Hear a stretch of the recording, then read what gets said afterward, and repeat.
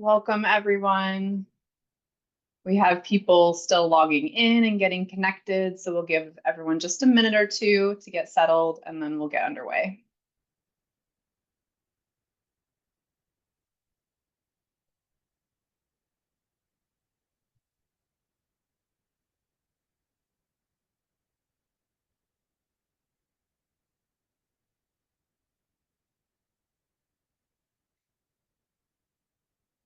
All right, welcome, everyone.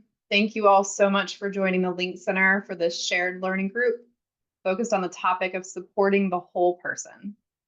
I'm going to go over a few housekeeping items while we get started today.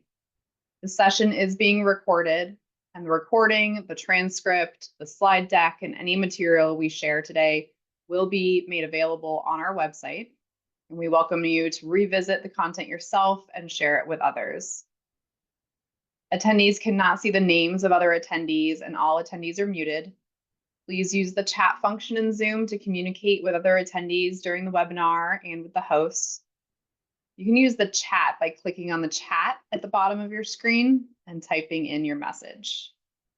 Please do be aware that your name will appear in the chat if you make a comment, and you can change your display name by clicking on those three little dots next to your name and selecting rename. We will have representatives from the Link Center watching the chat and responding throughout the session today. If you'd like to submit a question or a comment privately to the host and panelists, you can do that by clicking on the Q&A function at the bottom of the screen. We do have live captioning and ASL interpreters present today. We will be spotlighting the active speaker and the ASL interpreter throughout the webinar. If you click on View on your Zoom screen, you can change the way you see the panelists. And if you're having any trouble with your view, just let us know in the chat or the Q&A, and we'll help you out. At this time, I'm going to hand the floor over to Dr. Stacy Nonamaker, who's going to start today's presentation. Stacy, it is all yours. Thanks so much, Stephanie. Hello, everyone, and thanks so much for joining us today. This is our quarterly shared learning group hosted by the Link Center, funded by the Administration for Community Living. And because we have so much to get to today, if you want to know more about the Link Center and the work that we're doing as part of this grant to better support people with IDD, brain injury, other cognitive limitations, and co-occurring mental health conditions, please visit us on our website. We're so very thrilled that we finally have a website up and running and are constantly putting information and resources up there for you all. So check us out. Come back frequently to see what else we're up to and other things that we've put up on this website as well. So we're gonna just jump in and while I'm going through some of this background, please say hi in the chat. We'd love to know who's here with us. You know, your name, you know, who you are, your role, your membership, any associations that you want to identify with.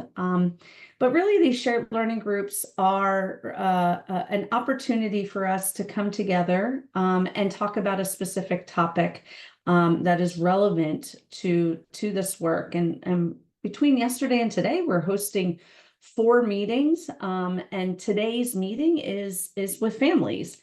All of our gatherings are really centered around a topic, same content, but really we're tailoring it to different audiences.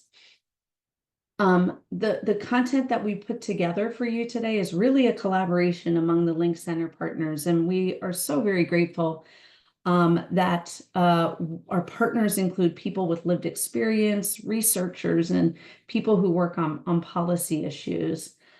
As Stephanie said, and I just want to repeat that today's meeting will be recorded, we'll transcribe it, you'll have be able to access today's PowerPoint, this recording and transcription all up on our website.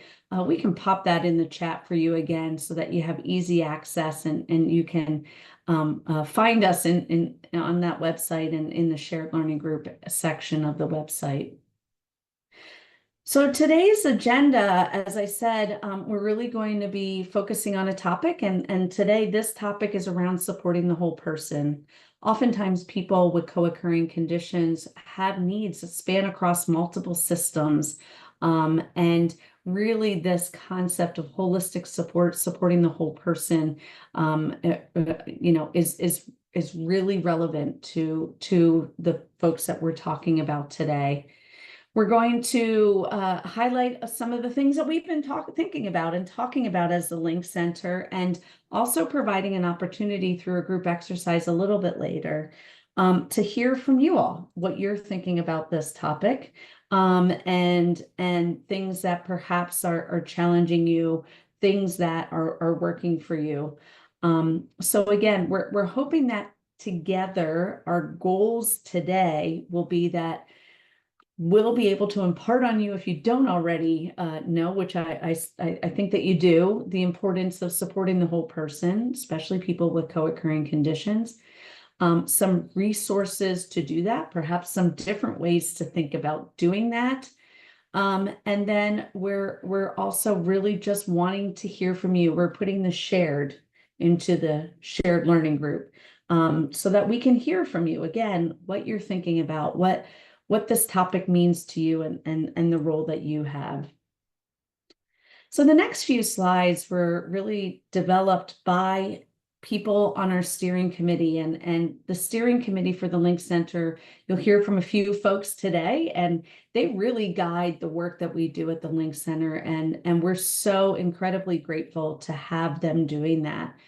But really, we want to lay some groundwork for our time together today, and these next few slides do that. This meeting will be talking about people's experience in being supported, and we acknowledge that some people have experienced trauma, and that makes it hard to recover and move forward. We encourage you all to take care of yourself and do what's necessary for your comfort and care. Be gentle with ourselves and with each other, because we're all figuring this out together, and sometimes this work is hard to do. We celebrate that we are all individuals from different backgrounds, that we have shared experiences to learn from, and we know that we are each unique with our own experiences in the world. And finally, we are just really embracing that you all have something to share, and we want to very much hear from you. So we listen and share with open minds and kindness, and we do not judge or blame others for what they share.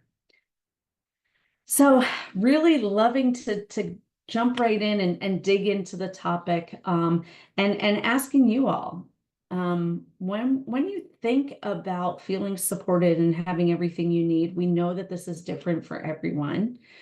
We'd love to hear in the chat, what are the things that are important to you to feel like you have everything you need to feel physically, mentally, and emotionally well? So I'll just be quiet for just a minute or so, and just keep my eye on the chat. Would love to hear again for you, what is important for your well-being, physically, mentally, and emotionally.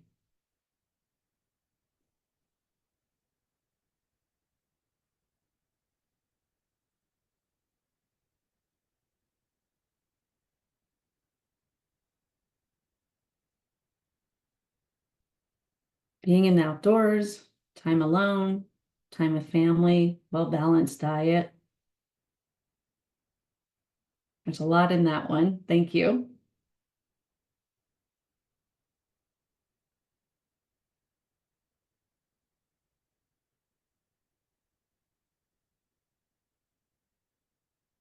Having time to decompress away from others. Having my own space. The world is so unpredictable and intense, and sometimes I just need to be in a space where I can rest and have control. Amen. Thank you. Sufficient sleep and exercise. Yeah. Meaningful work. Yeah. Thank you all. And I think we're seeing some commonalities, but we're also seeing some differences. And really, just as you're all, even if you didn't write in the chat, as you're all thinking about what's important for you, I think what we really want to impress upon you is that it's so individualized, right? It depends on each of us and what we need. And it may be what we need in the moment, and it may not be what we needed yesterday, right? So really to set the stage for understanding that at the core, it's what one person feels is necessary for feeling holistically supported. We talked to two steering committee members. The first is Alicia, and Alicia's going to talk a little bit about what's important to them.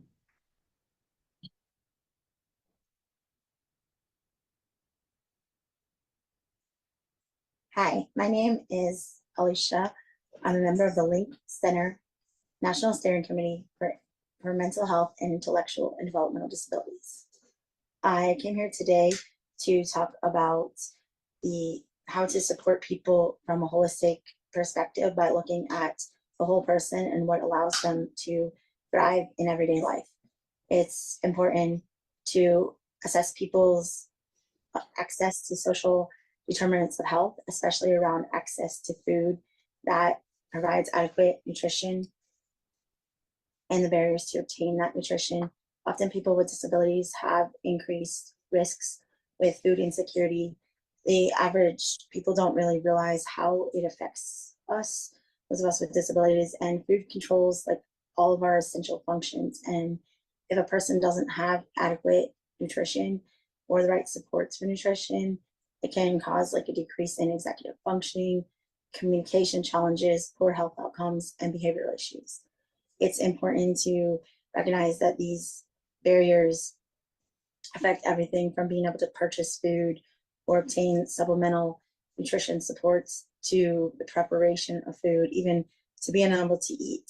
And so people must examine these challenges around this issue when it comes to assessing the needs of people with disabilities. It's important to know that having unmet needs affect both physical and mental health, and the two interconnected also affect how people communicate and also how they respond to the services and supports given to them. And our direct support workforce crisis, that we've been in a direct support workforce crisis, and the whole direct support aspect has changed over the last few years, and we need to keep in mind some of the cultural differences and communication challenges that are present in the era of time. We need to be a cultural competent society, examining both provider and consumer relationships and working through language barriers and educational outcomes that challenge people, both people providing services and people receiving services. In my life, adequate nutrition has been key to helping me succeed. I feel better when I'm able to have my needs met around food, nutrition. It helps improve my health outcomes and quality of life. I have seen and experienced what my life has been like when my nutrition needs have been upheld and when they haven't been upheld. And I have a feeding disorder that requires some serious, careful structure around food. It requires me to have a meal plan and people to help assist me to prepare food. Because of my disability, I require a lot of hands-on assistance and people to prepare food. And so I've seen like what it's like with and without those supports. And when I'm not able to get adequate nutrition, I'm autistic and I have dysautonomia. And so when I'm not able to get this adequate nutrition, I have more aggressive meltdowns, more aggression. I have more challenges with my mental health. I also have more physical challenges like low blood pressure and even dysfunction of my autonomic nervous system. And so because I rely on people to support me to prepare food, there's challenges sometimes with being able to direct people. Sometimes it's due to like cultural issues. Someone might not know how to follow a recipe or something, and or I might not be able to direct them some barriers to my sports, and or there's just general overall barriers with preparation of food. And sometimes too people might not know how to prepare a dish that I may need them to prepare it in a certain way. I think that that's definitely important. I've been really challenged by directing my providers. I've actually thought about even visual tools for this. It's a big deal for me because not everybody learns and processes information the same way too. And that's super, super important to know too, is that, just how you have to look at it from both the provider view and the consumer view too, when you're looking at how people are able to get their needs met, but also what type of needs are being met. But I really believe that we have to advocate for cultural competency and more plain language in the training of direct support professionals and in service plans, and also too when special people have more complex needs with nutrition and everything. But people with disabilities, they must have access to adequate nutrition. And I believe that we have to make that part of the yearly assessment process too for services and supports. It's critical for helping people understand human behavior, decision making, and activities of daily living, because it helps see people as the whole person, so the team can understand their needs. And my waiver covers nutrition and behavioral supports, and it's been really important and everything. But despite having a nutrition plan in place, I've struggled a lot over the last few years to get my needs met because of the lack of assessments around nutrition specifically, and it's caused me to experience some challenges.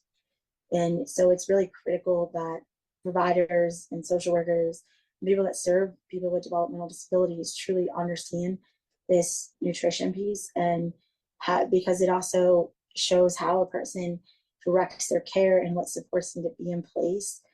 So just because I sometimes too, because I speak so well, with my disability, people think that I can also direct my providers very, really well and everything. And so sometimes people don't see that they're, well, some of us might be good in one area, the difficulties, the challenges around food and the connection and stuff, they may not see that with your typical assessment. And so I think that having assessments around nutrition helps cut down on the stereotyping, and it really helps really look at the person from a whole body approach. And I believe that this should be available on all the different waivers, because it really assures people have their rights to make choices upheld as well. Thank you. Thanks, Alicia. And I think Alicia really highlights a whole lot in those few minutes. But the piece around nutrition and understanding what that means for somebody is really important. We're going to next hear from Victoria, who's going to talk a little bit too about what for them is important to holistic supports. Having someone that I can go to for anything I need is the most important thing that makes me feel supported. For me, that's my mom. Ever since I was little and I was in school, I had a hard time making friends.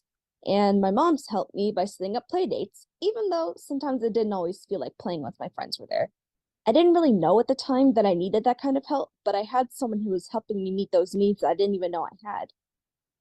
Throughout my education career, I always needed accommodations, but at the time I was a child, completely unable to self-advocate.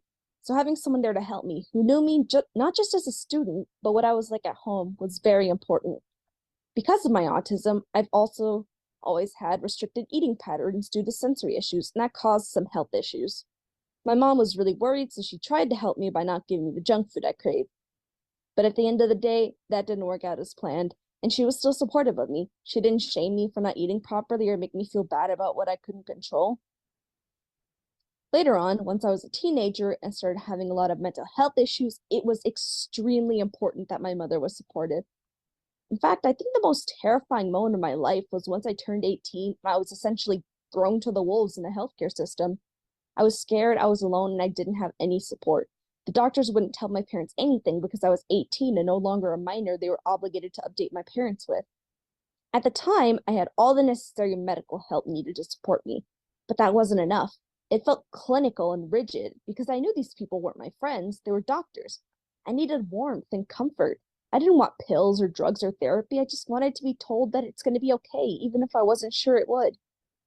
Sometimes there are things I can't open up to with the therapist for a variety of reasons. The most common is the fear of hospitalization, but there's also times but I don't really need therapeutic support. I just need someone to hear me and listen. I've had therapists, wraparound, respite, and other services help me in the school, but at the end of the day, they would come and go, and it wasn't always the same person day to day. When someone came from the agency, they just send whoever they have, and having to reintroduce yourself over and over again is frustrating. When you have someone, a parent, it helps to know that there's always going to be someone for you. The reality is, you can't rely on paid services. You need someone who cares about you and isn't just paid to support you. I'm lucky to have other family to support me as well. I have my grandparents, my cousins, my aunts, because my parents can't be there for me 100% and also need to take a break. My parents have sometimes gone on vacation, and when they do, my grandparents come to stay with me. My grandma makes my favorite foods, and even though it doesn't sound like much, it's a lot. Having my extended family around is a safety net, because if something were to happen to my parents, I wouldn't end up alone.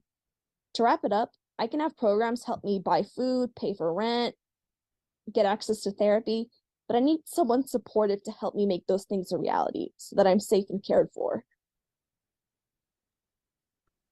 Another really great perspective from Victoria that I Awesome. think is a lesson in, again, this is all very individual, right? And for Victoria, I'm hearing the themes around informal supports and family and consistency, which we'll talk about, Alicia and Victoria's experiences throughout today as examples of what we're going to really be presenting to you all. But really it starts with, this is person-centered. This is really what being person-driven means. Helping someone understand what they want, what they need, what's important to them, helping them understand what their strengths are and what skills they need to build.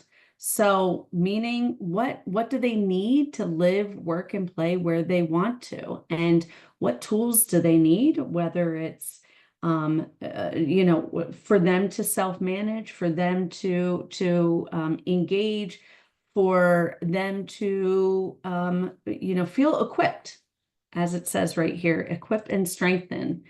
And then it's also making sure that somebody has the right clinical supports if they needed, receiving the right treatment that helps them, again, self-manage or helps them understand what types of supports and who needs to be supporting them, all within the context of healthy environments, engaging in healthy relationships within their community. And then something that we're going to touch upon in just a moment, ensuring that at the very basic foundation for all of this to happen, feeling like they're holistically supported, is really the social determinants of health-related social needs. And we'll unpack that in just a moment.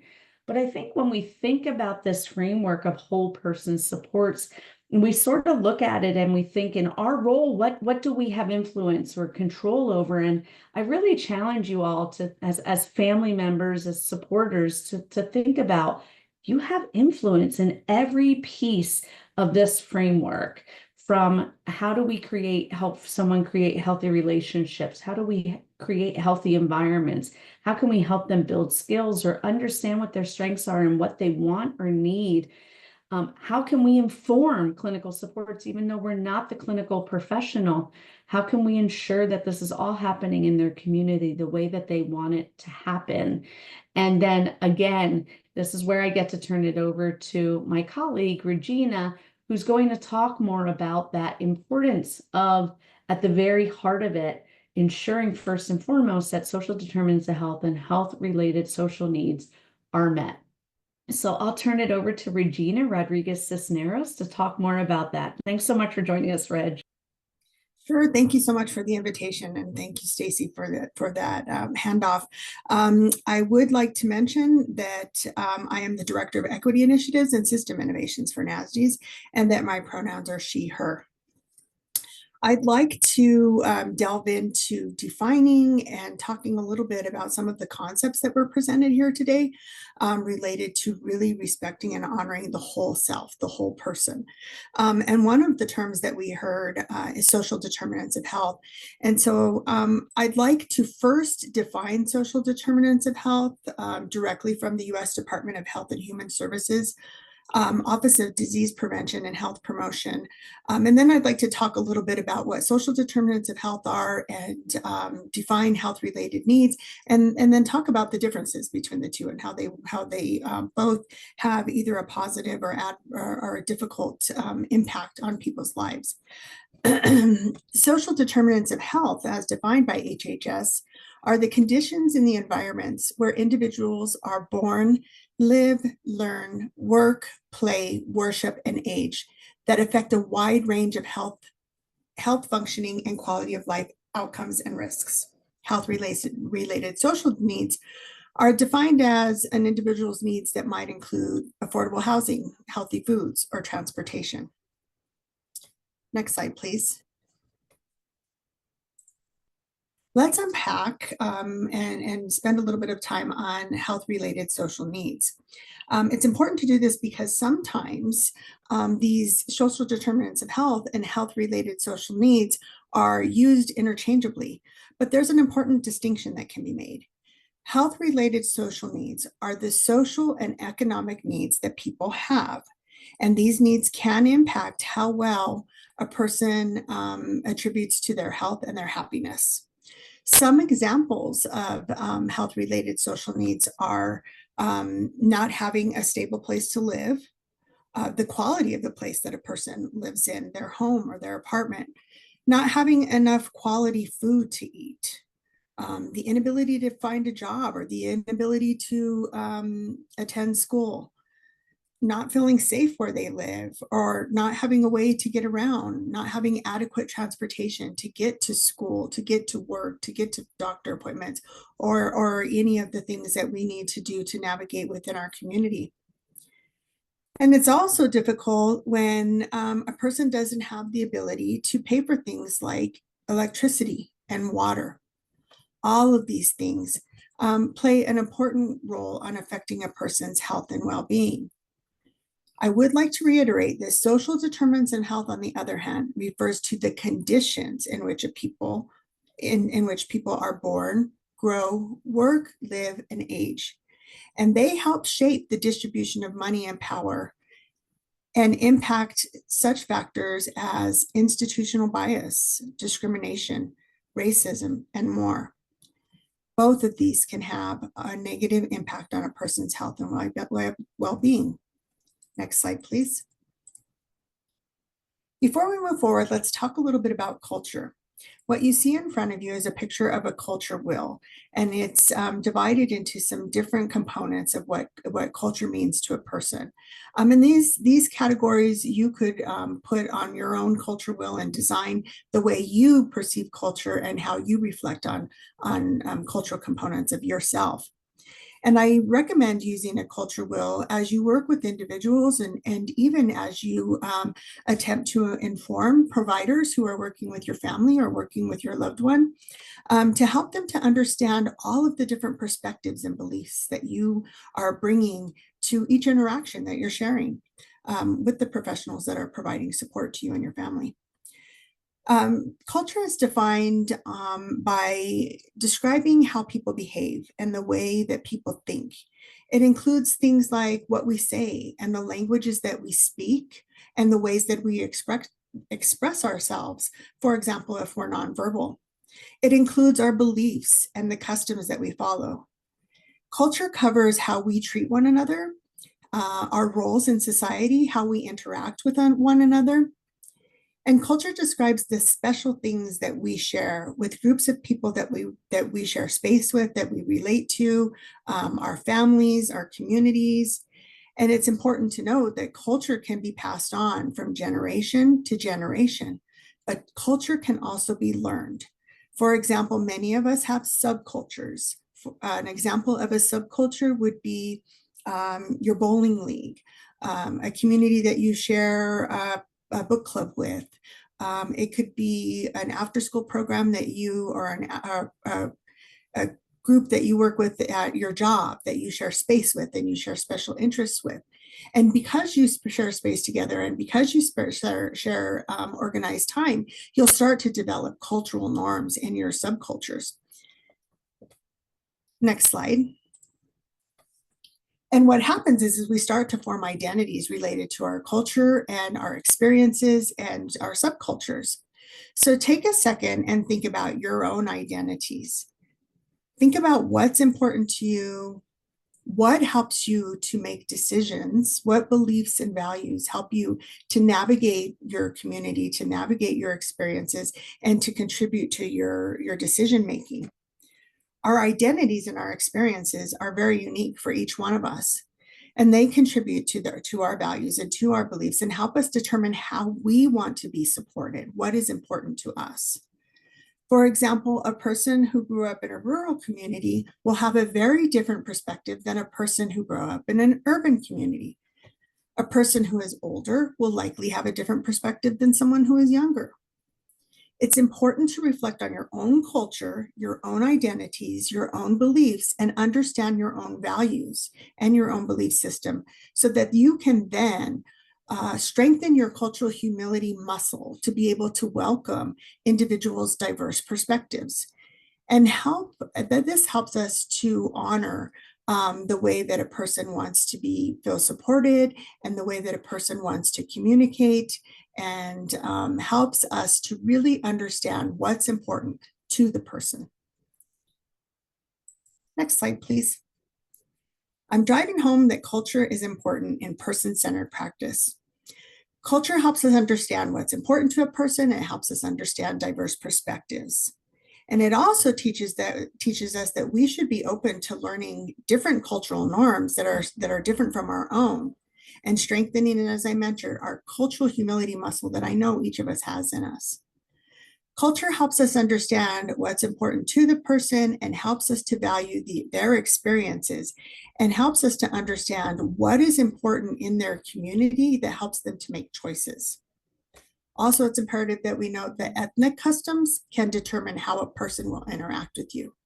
This means if a person or their family is from a different place than you might see that they're speaking differently, or that they have different mannerisms that they present to you when they're having contact. For example, some cultures don't prefer to hold eye-to-eye contact and would prefer to look away when they're communicating with you. This is part of their cultural norm. And it's important that when we examine and observe behaviors different from their own, that we recognize that we can put on our cultural humility lens and look at that behavior through our cultural humility lens. It's also important that when we feel a level of uncomfortableness that we are introduced to when we see somebody who's different than us, this is an opportunity for us to learn. This is an opportunity for us to learn something new and to figure out what this person's beliefs are and what their ideas are, and what their diverse perspective is. And finally, a person's intersectionality and subcultures that belong to them play a big role in why they make choices and why they determine who they would prefer to be their primary support system. Thank you very much for allowing me to share space with you today. And I'm going to turn it over to Micah, who is a steering committee member and is going to take some time presenting to you all today. Thanks, Regina, and hi, everybody. My name is Micah P. Sorkia. I'm a researcher, an educator, and a multiply disabled self-advocate who's a member of the steering committee for the Link Center. And I'm really excited to be with y'all today to talk about a few of the core principles behind person-centered care and how we can apply those in supporting those in our lives, as well as a few tools in our toolkit for doing so. I think that Regina and Stacy, and as well as my fellow steering committee members, have given us a really great place to start in terms of understanding just who an individual is. But what does that mean in terms of supports and care?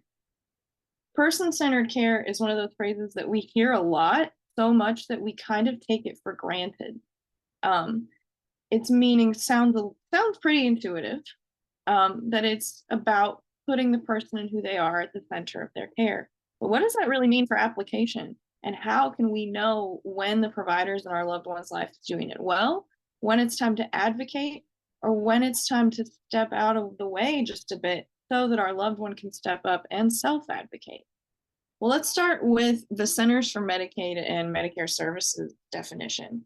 CMS defines person-centered care as integrated healthcare services that are delivered in a setting and a manner that is responsive to individuals and their goals, values, and preferences, in a system that supports good provider-patient communication and empowers individuals receiving care and providers to make effective care plans together.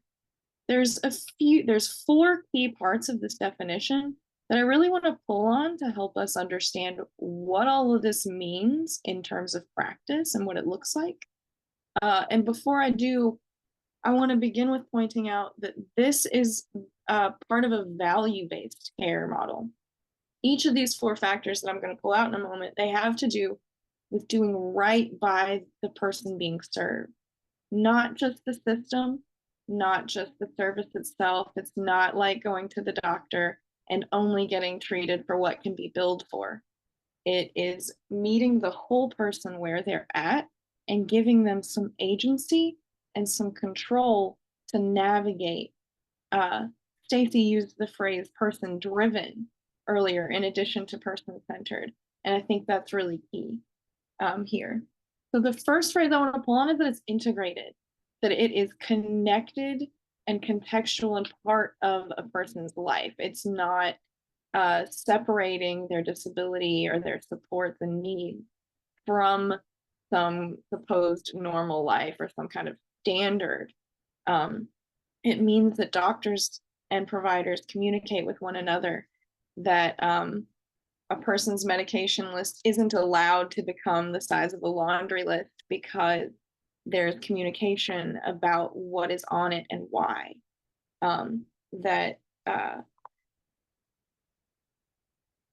Because everything in life is connected, as we saw in learning about our social determinants of health and our health-related social needs,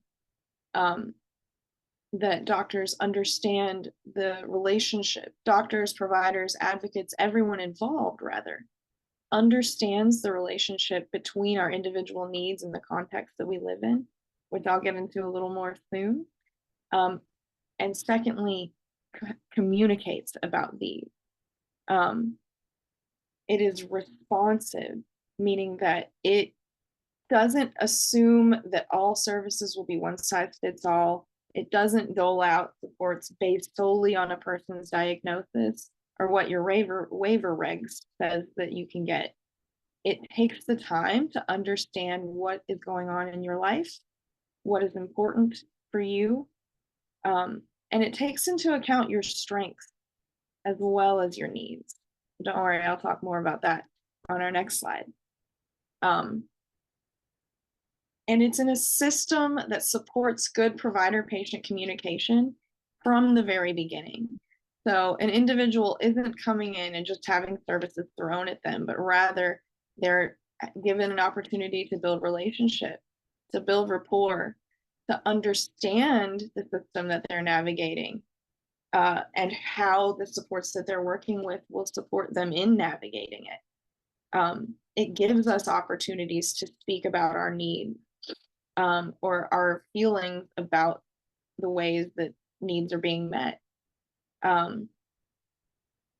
Victoria, in her example, talked about having a person to turn to whenever she needed something. This is what responsiveness looks like, that you know where to turn. When something arises, you can trust that there is a resource, that there is support available to you, instead of having to take the reactive approach, which often lets a problem or a need get worse before it gets support. And lastly, together. That's that word that I want to pull on fourth and last. In person-centered care, it's not working with an expert who knows everything that you don't so that you make the right choices. It's working with an expert who knows everything that you don't so that you can have agency, that you can have informed choice. A person can't make my decisions for me and expect the outcome to be as meaningful as if I have the opportunity to be determining for myself. So if we can make effective care plans together, considering both our needs and our wants and our strengths, then we can move as a united front. We can feel comfortable in the care that we're receiving, and we can feel like active agents in the world. And I'll move to my next slide.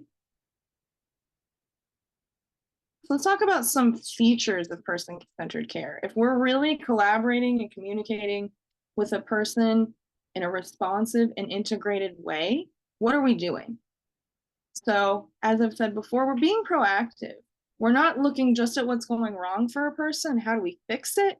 We're thinking about the reality that all people want to live well and want to be contributing valued members of their communities. So how do we support the vulnerabilities that exist for a person while also nurturing factors of wellness and social determinants of health that can support a person to thrive, not just survive? It centers a person's lived experience as well as our wellness and true inclusion and connection. This is that ability to have a voice and influence wherever possible in our plans of care. And what this looks like is, again, active communication and collaboration between all parties involved in supporting a person. That is the person receiving support, our providers, and our caregivers and family members all need to be a part of conversations early and often around our support needs and getting those needs met.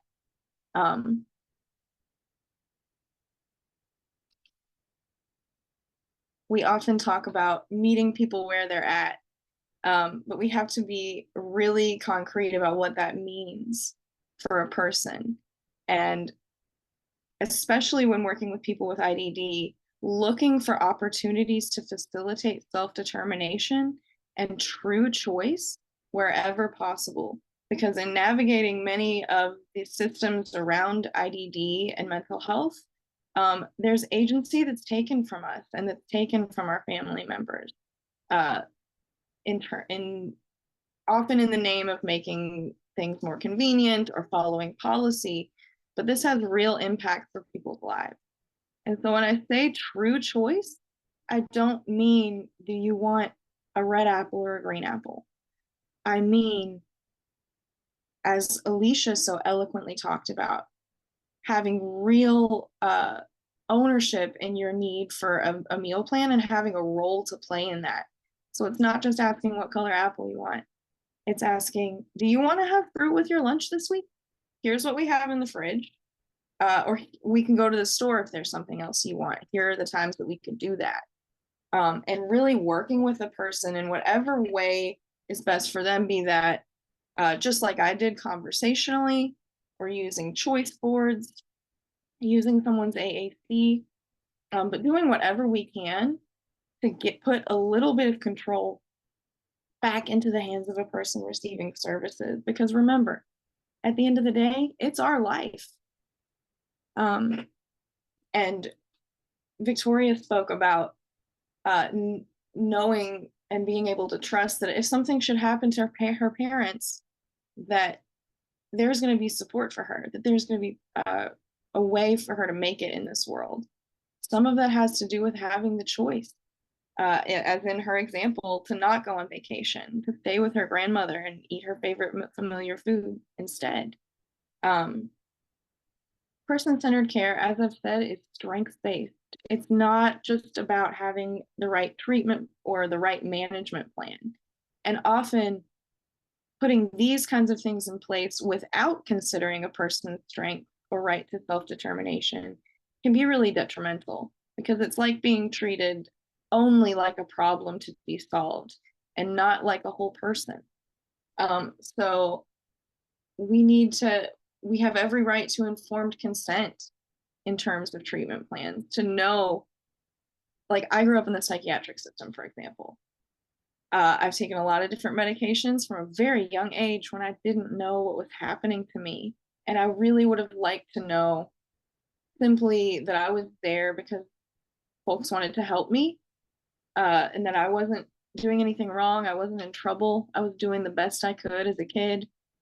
And if someone had just asked me, you know, about some of my experiences, I think I would have felt a lot more trust and a lot less fear in going to some of those appointments. If I had known that someone wanted to help me get better so that I could do the things that I loved instead of just making my mom's life easier, that would have done wonders for my self-esteem growing up. And lastly, and most importantly, perhaps, person-centered care is contextual and ecological. That means that we understand that caring for the whole person doesn't mean that we focus only on that person. It means that we understand the individuals that we're supporting as not only individuals, but as people who are members of a family, who are members of a culture, who are members of a larger community, who are workers or who would like to be workers, who are parents or would like to be parents, people with values of our own, with strength, as well as vulnerabilities, understanding us as people with history, who over the course of our lives have learned things, have learned strategies for dealing with our disabilities, have developed preferences for how we like to be supported versus how we don't. And with our histories, with our experiences comes knowledge, but also often comes trauma. And these are all things that are often left out of a really medicalized picture or lens of disability that we get seen through. And it also means practicing cultural and linguistic competence, as Alicia was talking about, and striving for humility, like Regina said.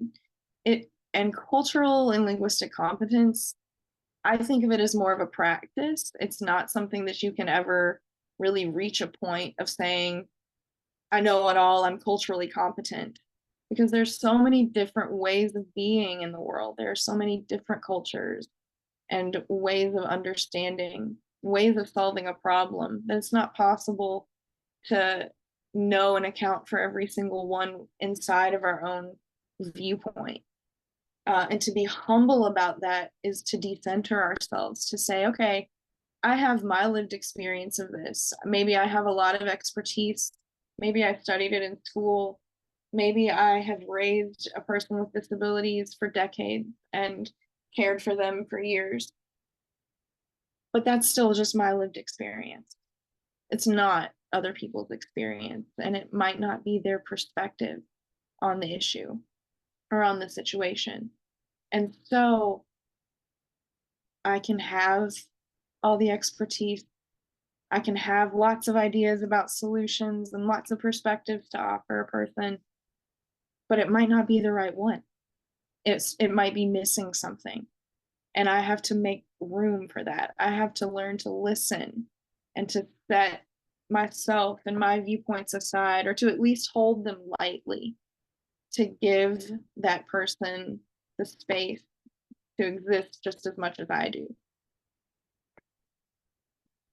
And that leads me to this phrase: to achieve positive health outcomes through a whole person care model, you have to deliver the right care in the right place at the right time. Care is another one of those words, kind of like person-centered care, that's been a little bit medicalized. Sometimes we hear care that's used just to refer to the treatment someone's getting specifically. But care is actually one of the things that makes us human, I think. And it is so much bigger and broader than that medical definition. And it can look so many different ways that aren't necessarily dictated by a diagnosis or certain like waiver regs and provisions. Victoria's example about not needing more therapy or more medication, but rather just human connection and reassurance in times of crisis, is a really good example of this. But some other ways that care can look are taking the time to help navigate building a meal plan and implementing support the way that Alicia talked about. It can look like advocating when you notice gaps or barriers in a system of care or in your waiver or in a program that you're involved in.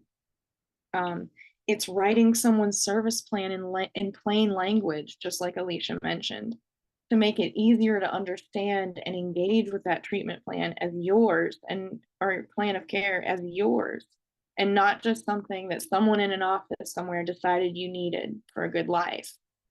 Care can look like actually taking the time to include an AAC user or someone who can't always rely on speech to communicate in your conversations. I'm a part-time AAC user. I have a lot of friends who are part or full-time AAC users. And people can be really impatient and even downright rude when it comes to giving you the time that you need to finish typing your response. Or I have a friend who uses a letter board that people will just ignore because he is trying to spell what he's saying and doesn't always have someone to voice it. And so people won't take the time to read or follow along with what he's saying, and it's like they don't care. I have watched people actively avoid my friend who's an ASL user in a room because it was uncomfortable to talk to an interpreter and the person and to have that kind of waiting.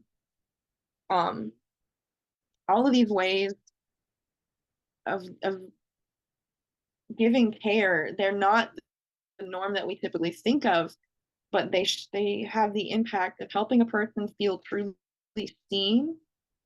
And that's what inclusion is actually all about, is helping a person to feel connected, to feel as if we belong. And that doesn't stop when we are engaging in a system to look for supports. So now I'm going to talk about one major framework that gets used a lot to determine our supports, to determine our level of needs.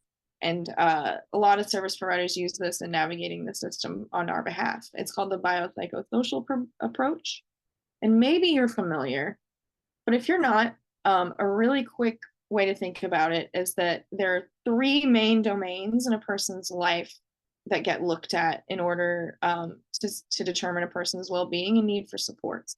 This is a biological, that is like our medical, our physical kinds of needs, from our disability diagnosis to our nutrition needs, to any medications that we might take. There's the psycho, that's psychological, everything from our mental health to our executive function, and social, which you might think of as that little box on the doctor's form that asks if you smoke and if you work.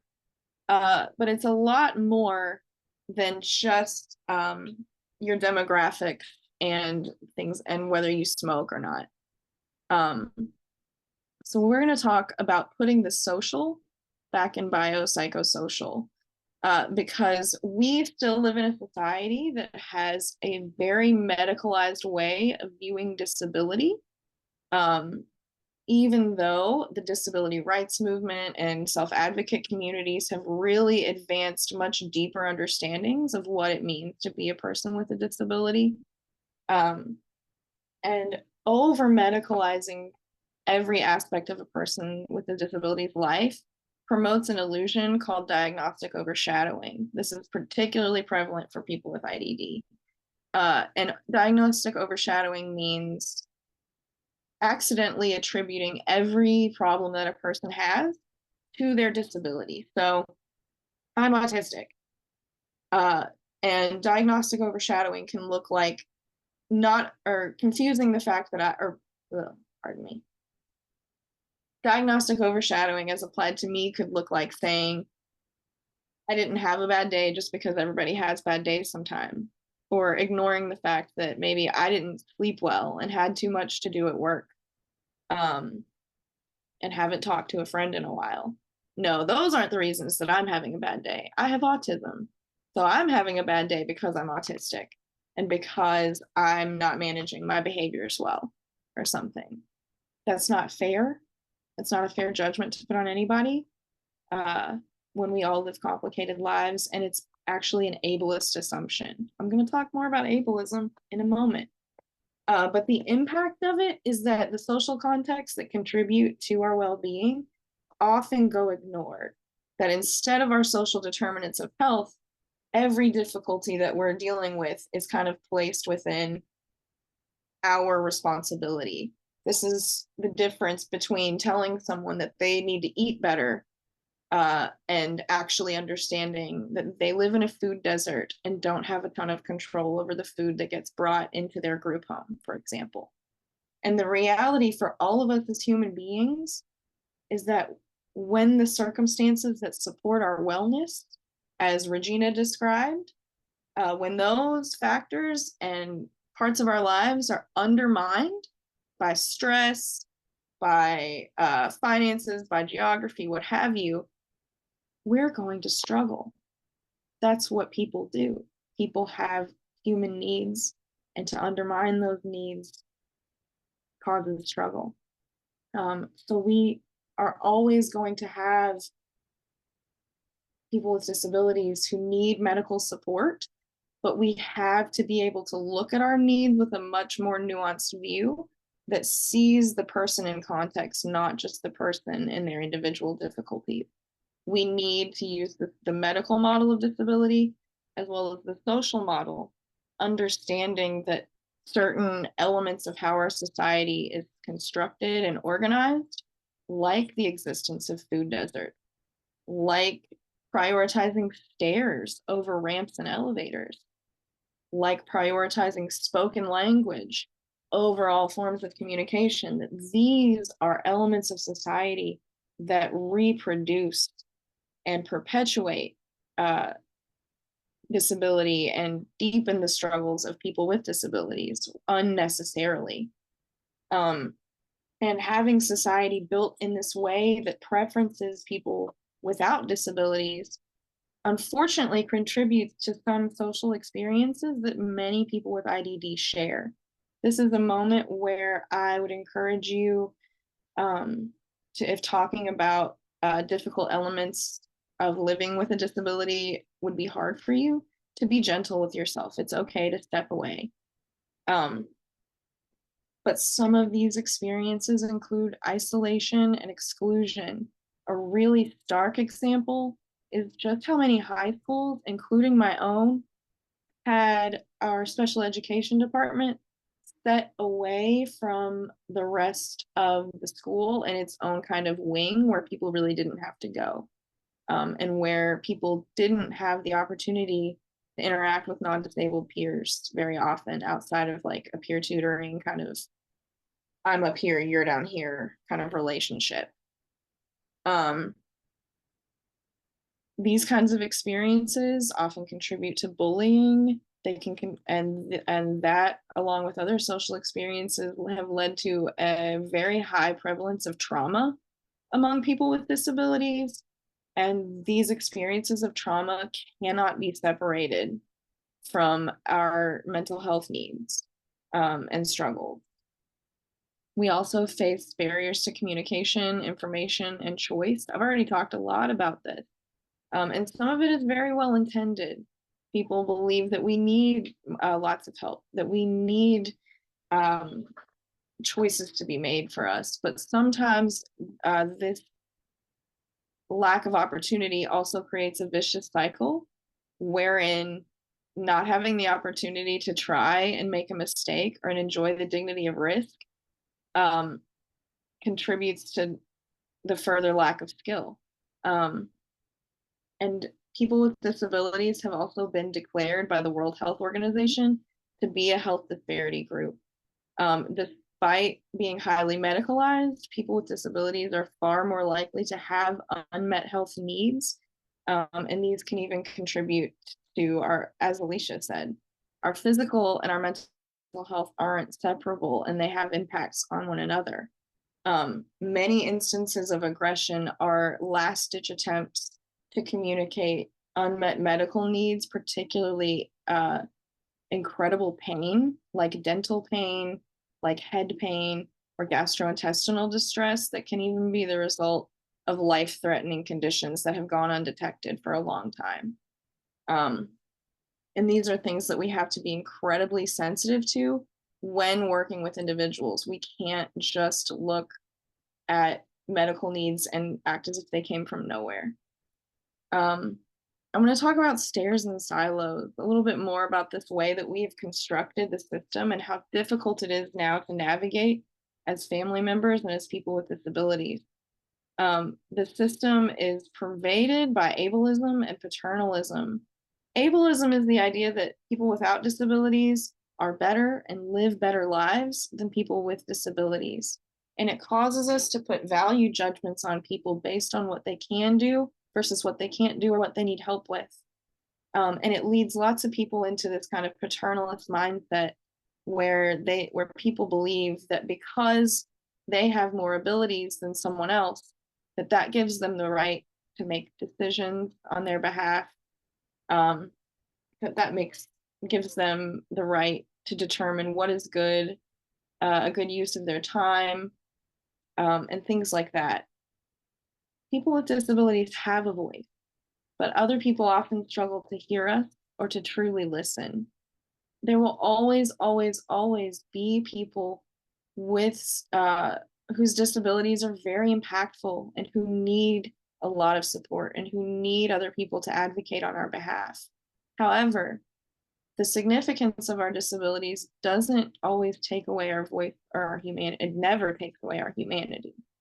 And anyone who can direct their gaze, anyone who can point or look away from something that they don't want to see, anyone who can smile, spit, or manipulate objects, give you something or throw it at you if they're not happy with you, anyone who can leave a room if they're not enjoying what's going on or they're over it. These are people who can communicate a want, a need, a preference. It's just sometimes down to the others in the room to learn to listen and to honor those communications. Because when we don't, as I've already talked about, we suffer a loss of opportunity and we don't have the right to enjoy the dignity of risk and to step out and get to know ourselves better through that risk. Or to even learn the lesson that people will catch us. When I first moved out of my mom's house, it was a really bad day. She was very upset with me. I was bound to determine that I was going to move out and live with some friends who also had disabilities. And there was a room for me. But the whole day that I moved out, my mom was really upset. I was crying. And as I was loading my last boxes into the car, she said, "I just don't want you to end up on the street." And I looked at her and I said, "Well, I really hope if that happens, I can come back." And that's the kind of support we need to be offering to folks. Faith to take risks, room to come back.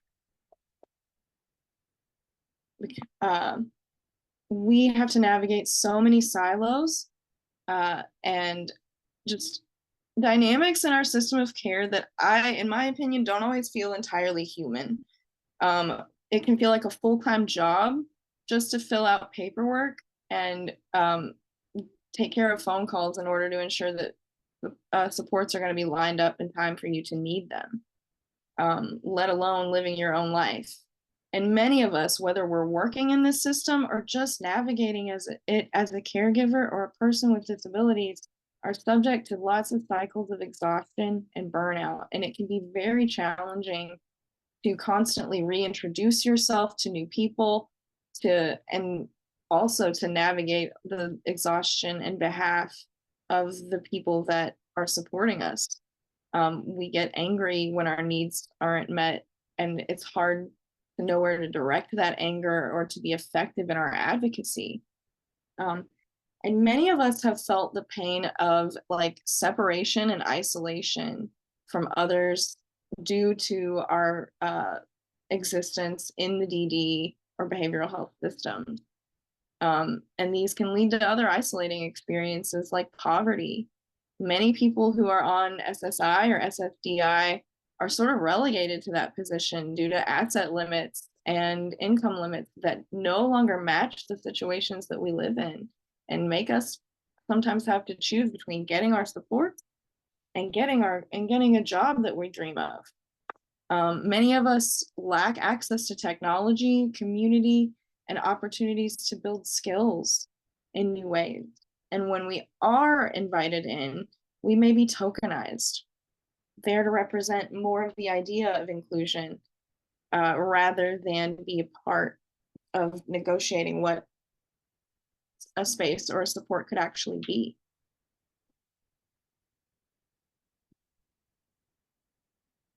I want to offer an antidote to all of these challenges. I am really fortunate to work for a mental health provider for people with IDD, and we do most of our services based in positive psychology. And PERMA is a part of positive psychology. It is part of Martin Seligman's unified theory of well-being, and it actually connects pretty closely to our social determinants of health, as recent research has shown that in order to enjoy these 5 things that I'm going to explain a bit more, we have to first have a foundation of support for our vitality, for things like plenty of nutritious food, access to safety and social connections, movement, and good sleep. And that gives us a strong foundation to then begin to truly nurture not only what the areas a person needs support for, but what is strong with a person, what is going well, what makes a person feel happy or accomplished, what helps them to feel engaged throughout their day. Is it a job? Is it a hobby? Is it volunteering? What kind of positive relationships feel really meaningful? And importantly, where can we begin to give a person more opportunities for relationships that aren't just paid or familial relationships? I was part of a research study that found that a scary majority of people with disabilities who receive support have as few as 2 non-paid, close, reliable relationships in their lives, despite having over 800 different paid or service relationships throughout the course of their lives. This is something that we have to address. And what provides a person meaning? This is about having a sense of connection to something bigger than yourself. And when your knowledge of a person includes their strengths, their goals, their interests and preferences, their cultural background and norms, and so on, as we discussed earlier in this presentation, it becomes so much easier to think about what will be meaningful and engaging and lead to a better quality of life, instead of focusing solely on mitigating risk and keeping a person safe. Remember, Victoria's video ended with knowing that she is safe and cared for. And cared for implies connection and wellness. And it's what we should all be striving for. I'm going to take a bit of a turn and address kind of an elephant in the room. Technology is one of those things in our lives that has taken up a lot of space without us really noticing it. And it is a part of and influenced by many of our other social determinants of health. It's also a tool that we can look to address some of the problems and barriers that we face, like the workforce shortage, like the failure to include or properly accommodate people who can't rely on speech to communicate, like a shortage of available resources like transportation and CLS funding, which are often prohibitively limited, while human needs, on the other hand, are never limited. Technology continues to advance in many, many areas that can support effective clinical service delivery for people with IDD, But remember, technology is kind of like the car that you use to take a trip. It's not the trip itself. And you might take that trip in a car, a truck, a bus, or a train, but still, none of those things are the trip. It's the means to an end, which is why technology itself is no replacement for properly addressing the social determinants of health at play in a person's life. It can complement or enhance factors if it's a well-structured implementation. But we always have to strive to be intentional in our use of technology and to situate that use or that support in proper context. That's why we've taken this time to ground in what it really means to be person-centered. So with that in mind, let's look at just a couple options for using technology to complement a person's system of support. I'm going to talk about two things. The first is telehealth. So it's a way of getting your healthcare services through the phone or the internet, but it's still just a way of getting services. Remember, it's not the service itself. And like any service, there's no such thing as a one-size-fits-all approach. We're actually still learning a lot about what makes telehealth work for people with disabilities, because as many of the other aspects of our world that I've talked about, it was built without people with disabilities in mind.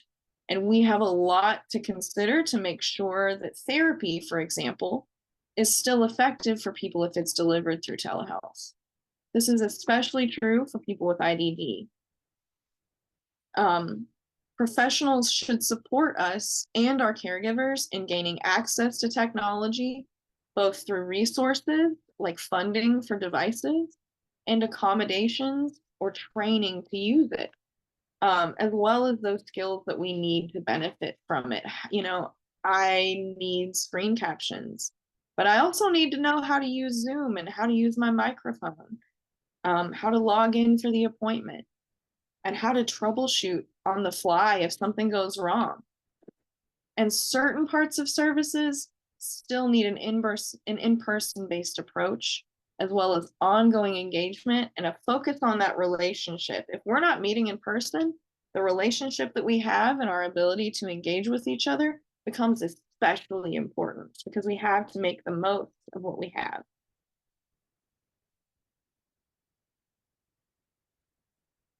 At my work, I am part of a large study that's examining how we make telehealth services more effective for people with IDD. And I'd really encourage you to check out this video that we made.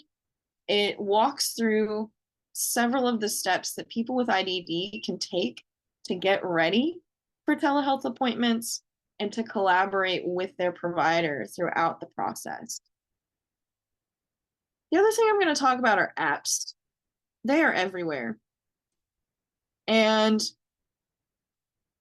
it's a gift and a curse. There are so many choices that it can be overwhelming, and we need a way to actually quickly tell what is going to be helpful and to help us choose wisely, because Lord knows not all apps are created equal. We have linked in this slide to the FASTER framework that helps us to assess some key features of the apps that are out there, so that we can make good, informed decisions about what is going to be most effective and accessible for users ourselves. And in all of these circumstances, the accessibility, how easy the app is to use and to understand, is the key point. And any use or application of an app, of a self kind of driven support in this way, should be grounded in person-centered planning. Apps are usually best for complementing other supports. They're generally not a replacement. I use a couple of the ones that I'm going to talk about today, but I'd still do so with support in these areas and other ways. There are the obvious ones like telehealth that I've already talked about, but there are also things like Happify that give you a chance to practice CBT skills through game, and in a self-directed way. And then these last two on the end are a lot less about mental health and more about everyday life. And this is part of that demedicalizing and recontextualizing disability that I've been talking about. Goblin Tools is an app that I use to support my executive function around the house. I can type in any household task that I need to do, And Goblin Tools will break it down into steps that make sense, that are concrete and small enough for me to actually get a handle on myself. So I can do things like cleaning my kitchen or my bathroom. And AAC Bestie talks for me when I can't. It's a great free option for people who might not be able to access speech services or more expensive AAC apps like Prolo, Quo2Go. And I can't recommend it enough as someone who can type as well as sometimes need images. And lastly, I wanted to touch on Black Dog Institute's Healthy Mind app. This is something out of Australia, and you have to use it on your computer, but it is a plain language, accessible mental health app for people with IDD. And there are so few things that are geared toward us directly that I just got to shout it out when I can find it.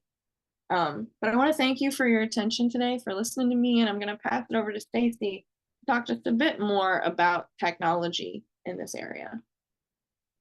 Thanks so much, Micah. And I think you all probably have a lot of things that you're thinking about because I think Micah gave us a lot to think about, a lot to chew on. And just to put a real quick bow on technology and how technology can be one strategy to think out of our barrier box. Our barrier box being, workforce issues, transportation, where someone lives, all being barriers to people really feeling and getting all the supports that they need. And we just want to point out, and you'll have these slides if you go up on our website again after today's session. But Ohio really is one example of a state who has it just in the timeline that you're seeing in front of you in one decade and now the last few years has really put a focus on technology and getting people the services and supports that they need, from telepsychiatry to telemedicine to having technology ambassadors really endorse how technology can be such a useful tool as Micah so eloquently described. And the last thing that I will mention is in all systems, there's always a case manager, right? There's always someone who's pulling together someone's services and supports. And specifically in the IDD world, case management is, somebody who has a function of assessing and putting together service plans. And what we want to share with you is a reminder that because case management is so important to pulling together supports for people, that there are regulations, and what's quoted here is from the CMS technical guide around a case manager's role to ensure that it's not just about waiver services that somebody has, but also other services and sources of support, whether they're informal or through other programs that really need to be part of someone's holistic service plan. So we just wanted to acknowledge case management as a really important catalyst to whole person supports. So now I'm going to turn it over to Max from Green Mountain Self Advocates and Rebecca from the National Association for Head Injury Administrators, who are going to walk us through that group exercise that I talked about in just a moment. And really just a way for us to hear from you all and to synthesize everything that you heard today. Max, Rebecca? Thank you very much. So what we're going to do now is we're going to do this exercise where I'm going to read a situation, and your job as participants in the audience, you are going to come up with things that you can do to solve the situation. Once it goes to that, we expect you to write it down or whatever you can come up with in a chat, but feel free also to request to unmute yourself. And then if you'd like to say it out loud, we can unmute you so you can say your answer out loud. So I'll read the situation first, just listen, and then you job as the audience come up with the answers. So here we go. So Chet lives with his parents. He was just let go from his job at the hardware store because he missed a lot of shifts due to his anxiety. Chet sometimes has trouble leaving the house, especially when his parents are not home to help him get off the bad thoughts he has. He says he feels better when he gets a good night's sleep, but they live in the city and it can be very loud at night. Chet's parents have been looking for work because their company shut down and they have no income. They also lost their health insurance. Chet really wants a girlfriend and to live in his own place one day, but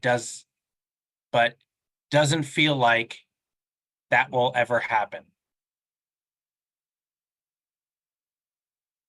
So, as Chet's family, what are some things that you could do so that Chet feels support emotionally, physically, and mentally?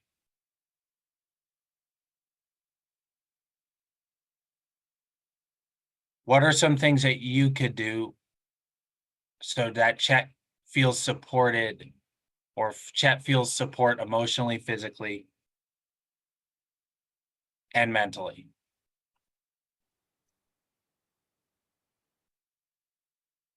Thank you, Max. So we'd love to hear from those of you on the other side of the webinar. If you have thoughts, please either come off mute or place them in the chat.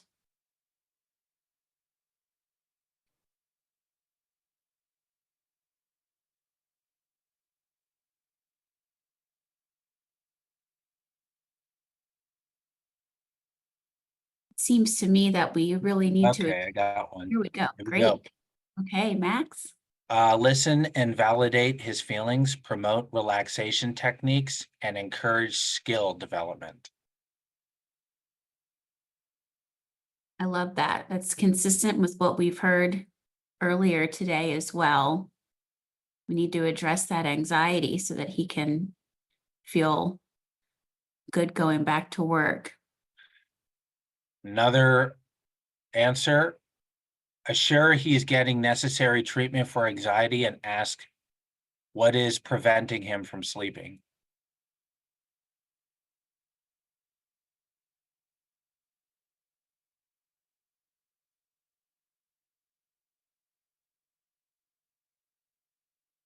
I know it says that being in the city is loud at night. I wonder if there are some things that his parents, family could do to help provide some noise cancellation while he sleeps.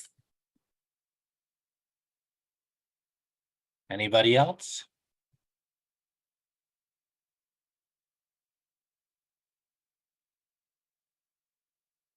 Another answer, that's a lot. I think about Micah's note about being part of a whole, addressing all the feelings and obstacles as a cohesive team that is supporting each other. And then another one says create a support network.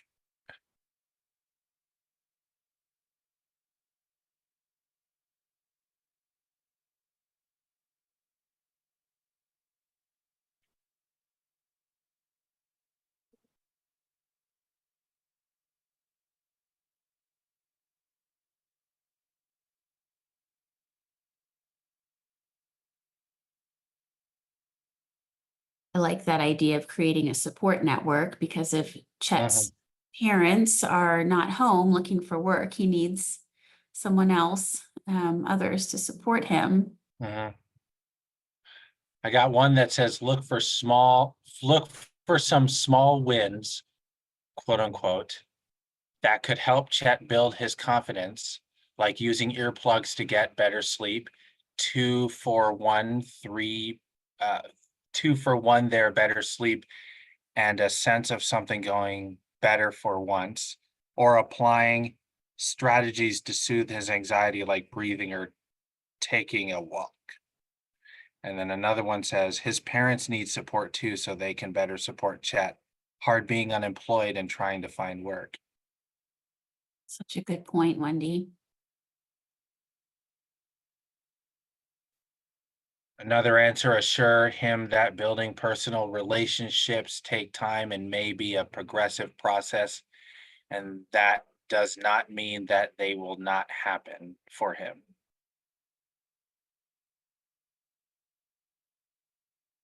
We have some really, oh, there's more. Great. Help Chet and his parents communicate to establish some plans for the short term.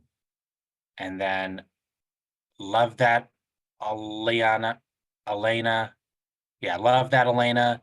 Then be the task goblin and help Chet find the small steps for the of that progressive process. I really like that. Thinking about in terms of one step at a time.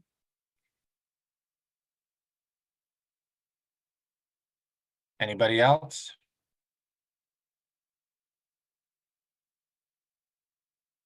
Well, I think it's time to turn it over to Zeta for some wrap up. Thank you, Max. All right, thank you. Thank you, everybody. Thanks, Becky and Max. My name is Zeta, and I am with the National Association of State Head Injury Administrators, and I'm glad to be able to just share a few slides with us to close things out today. Really appreciate everyone's participation today for the great discussion in the chat, and feel free to please continue to add things to the chat as we go through these last slides. And here is the schedule of past and upcoming shared learning groups. You can find all of the recordings and materials from the past events on the Link Center website. And you can register for the upcoming ones on the website as well. As you can see here, the next topic will be on navigating risky situations in October, which we're really looking forward to. As we just mentioned, the Link Center has a website has a number of valuable resources, and the address and link are here on the screen, and I believe it will be put in the chat as well. You can also email the Link Center if you have any questions or suggestions, and we really do take those very seriously, so appreciate your feedback. We do have a quick evaluation and hope that you will share your thoughts with us at the end of today. Here is a QR code that you can scan with your phone, and Stephanie just put the link in the chat as well. It was also pop up when we close today and will be sent out to everyone in an email. I can testify that we really take the evaluation and feedback that we get seriously and want to hear it. So appreciate you taking some time to fill that out. Thank you again for everyone's participation today, and a really special thanks to Alicia, Victoria, and Micah, who are all members of the Link Center Steering Committee, for all of their time and valuable input for the shared learning groups today. And thank you also to the Administration for Community Living and to all the other partners on the line and not on the line for contributing to the preparation of and the content for the meeting today. I think that is all we have. Thank you all so much again for your participation, and I hope you have a great rest of your afternoon.